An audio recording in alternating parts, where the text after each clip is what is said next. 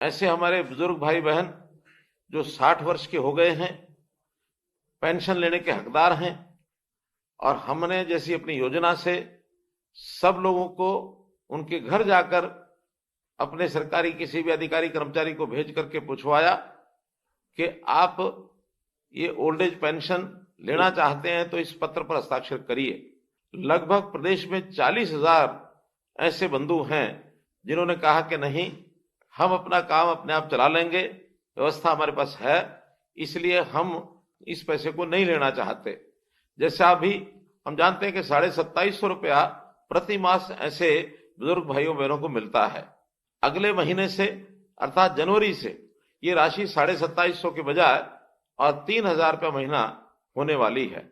हमारे कुछ ऐसे डिपार्टमेंट हैं जिन डिपार्टमेंट्स के जो रिटायर्ड कर्मचारी हैं उनके जिम्मे जब लगाया कि प्रदेश में ऐसे लोग 60 वर्ष से ऊपर है, उनकी देखभाल करें, तो इस प्रहरी योजना के अंतर्गत उनके जिम्मे लगाया है कि ऐसे सब परिवारों के घरों में वो जाएं, और विशेष तौर पर जिनकी आयु 80 वर्ष या इससे ऊपर हो गई है, 80 वर्ष से ऊपर के आयु के ऐसे लगभग 3,30,000 बुजुर्ग हरियाणा प्रांत में हैं। और एक और बड़ी जो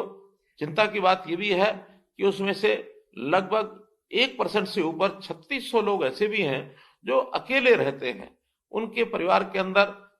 इस प्रकार की सहायता करने वाला व्यक्ति या तो होगा नहीं, या किसी कारण से उनकी देखभाल करने में हिचकिचाते होंगे, वो अकेले रहते हैं। अकेले रहने में कितनी असुविधा होती होगी, हमने भी ये विचार करके और ऐसे 3,600 लोगों के लिए एक व्यवस्था बनाई है। सेवा आश्रम इस नाते से बनाया जाए तो वरिष्ठ नागरिक सेवा आश्रम, इस योजना को बनाने का हमने आह्वान किया है। अपने सरकार की ओर से इस काम को शुरू भी कर दिया गया है। रेवाड़ी में एक ऐसा आश्रम खोला जा चुका है, करनाल में निर्माणाधीन है, और अन्य 14 जिलों में इसके लिए भूमि भी और ले ली गई है। आज मुझे एक और मन में जो विचार आता है आपके सामने रखता हूं कि जैसे 40,000 लोग आप लोगों ने इस पेंशन का त्याग किया है, 3,000 रुपया जैसा अगले महीने से शुरू हो जाएगी, अगर हिसाब लगाते हैं तो प्रति मास 12 करोड़ रुपया ये बनता है, साल में लगभग 100 करोड़ रुपया बनता है। तो मैंने एक योजना अपने मन में सोची है जिसकी घोषणा करता हूं कि हम ये इस वर्ष का 100 करोड़ रुपया,